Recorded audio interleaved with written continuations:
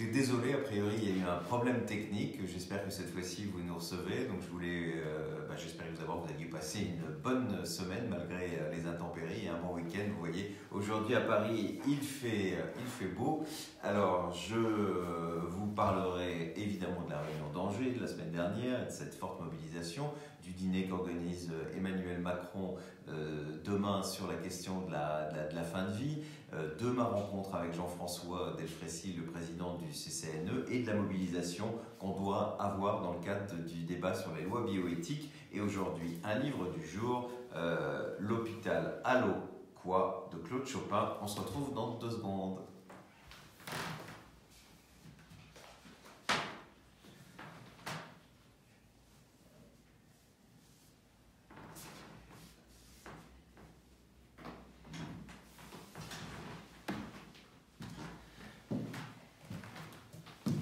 Encore désolé pour le petit problème technique, vous savez, le flux internet parfois ne fonctionne pas aussi bien qu'on le souhaiterait. Alors la semaine dernière, je voulais remercier celles et ceux qui étaient venus si nombreux à Angers.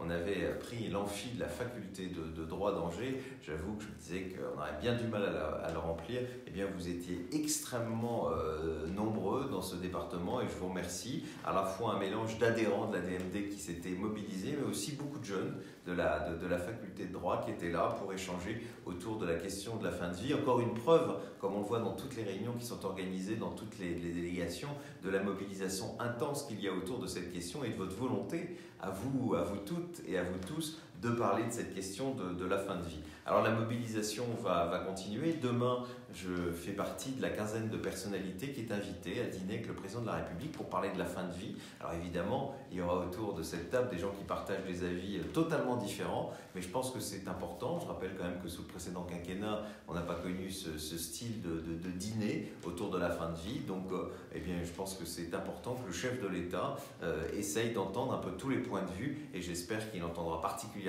le nôtre, qui, je vous le rappelle, est quand même celui majoritaire des Français. Je ne vous retrouverai pas en réunion publique cette semaine, je serai en déplacement, mais pour d'autres causes qui me touchent. Je serai notamment à Tours pour la question du sida, donc si jamais vous êtes dans le coin, n'hésitez pas à venir me voir. Le 24 février, par contre, si vous habitez à Pau ou dans cette région, réservez votre samedi après-midi puisqu'il y aura une grande réunion ADMD auquel je serai heureux de participer.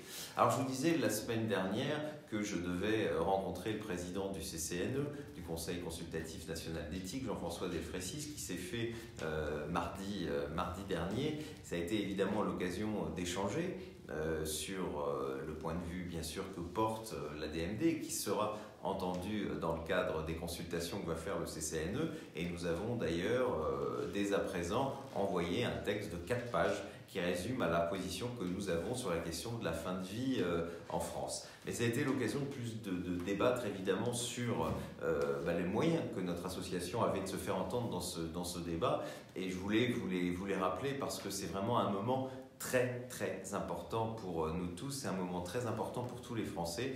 Quand il y a un débat citoyen, il faut absolument y participer. La première des choses, c'est d'intervenir sur le site qui vient d'être ouvert. Il devait l'être vendredi, comme je l'avais précisé aux adhérents de la DMD qui ont reçu un mail vendredi dernier. En fait, il ne l'a été que ce matin. Il est désormais ouvert. Vous pouvez aller mettre vos textes sur ce site. Il est important que les personnes qui portent une vision sur la question de la fin de vie s'expriment. On ne peut pas laisser cette affaire toujours confisquée par des grands mandarins ou de l'autre côté par des religieux. Il faut que les Français s'expriment sur cette question, et moi je vous demande, si vous êtes un militant et notamment un militant de la DMD, vous ne pouvez pas rater ce rendez-vous. Vous savez, je vois par contre la semaine dernière, beaucoup de gens étaient venus à ma réunion d'Angers. Nous étions quand même en pleine période d'intempéries. J'avais eu d'ailleurs beaucoup de mal de quitter Paris qui était sous la neige. Les gens font parfois 1 heure, voire plus de voiture pour venir à une réunion, passent 2 heures dans une réunion. Qu'est-ce que c'est que de passer 1/4 d'heure, 20 minutes sur un site internet pour vous exprimer? Et ce sera important parce qu'évidemment le CCNE va faire une synthèse de tous les textes qu'il va recevoir. Et plus de Français interviendront sur cette question-là, plus nos militants interviendront,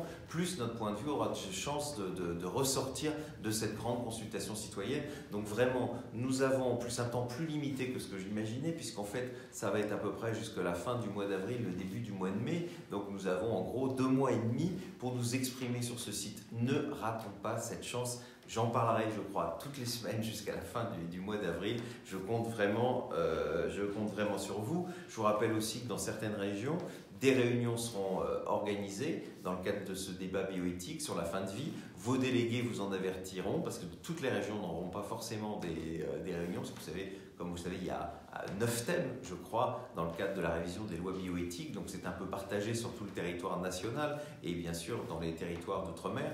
Donc je compte sur vous, en tout cas, quand il y a des réunions, pour y participer et pour faire entendre votre voix et ne pas laisser simplement des pseudo-experts nous dire ce qu'ils pensent sur la fin de vie et continuer dans des lois qui ont jusqu'à aujourd'hui, comme vous le savez, malheureusement échoué et qui fait que dans notre pays, on meurt très mal. Donc soyez mobilisés. Je vous rappelle aussi qu'il y aura un comité citoyen là, de personnes qui ont été désignées, qui va travailler sur des questions qu'ils devaient choisir ce week-end.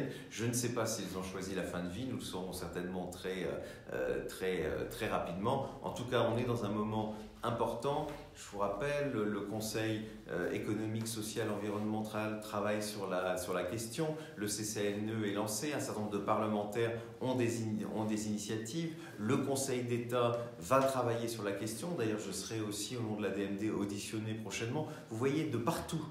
Aujourd'hui, la question de la fin de vie est totalement dans ce débat-là. Ne ratons pas ce rendez-vous historique que nous avons, parce que je peux vous le dire, une loi, je pense aujourd'hui que c'est possible, mais il faut qu'on se fasse entendre. Il faut qu'on ne laisse pas toujours ces voleurs de liberté nous voler notre parole. Voilà, j'en termine par un livre que je n'ai pas lu, mais qui a été lu ici à la DMD. C'est le livre d'un médecin, donc vous voyez, l'hôpital Alloquois, Claude Chopin. C'est un médecin qui est bien sûr aujourd'hui retraité. Il explique les maladies, les découvertes, mais il s'interroge longuement sur la question de la fin de vie, sur la sédation terminale, et lui-même dit un peu ce qu'on dit, et s'étonne d'ailleurs que le débat, je crois qu'il est assez honnête d'ailleurs là-dessus, puisque pour lui, il dit que globalement quand même, une sédation terminale, c'est une forme d'euthanasie, ce qu'on dit toujours, ce que d'ailleurs M. Leonetti disait dans une interview au Figaro en disant la sédation terminale qui est à la limite de l'euthanasie. On se demande pourquoi on n'en arrive pas aujourd'hui à l'euthanasie, sachant que la sédation, c'est une solution pour des personnes très malades, très fatiguées, mais que ça peut être extrêmement douloureux pour des gens qui ont des organes vitaux en pleine forme, et que dans ces cas-là, évidemment, la solution ou de l'euthanasie ou du suicide assisté est bien sûr la meilleure des solutions. Voilà, je vous remercie. Merci à Geoffroy d'avoir filmé. Je vous souhaite une bonne semaine. J'espère qu'il y aura un peu moins d'intempéries. Beaucoup de bonheur à toutes et à tous. Et on se retrouve dans une semaine. À bientôt.